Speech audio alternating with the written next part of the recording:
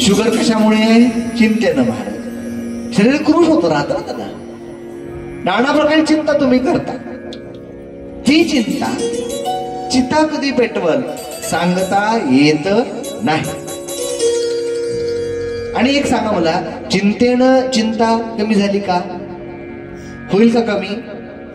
उलट ती वाढत राहते ना. मग काय करायचं? चिंता कमी होणार नाही, पण चिंता कमी होण्याचा उपाय सांगितलेला आहे. जिथं रोग आहे तिथं औषधी आहे. औषधी आहे म्हणजे रोग आहे. प्रत्येक रोगाच्या वर औषधी आहे, निदान लागलेलं आहे.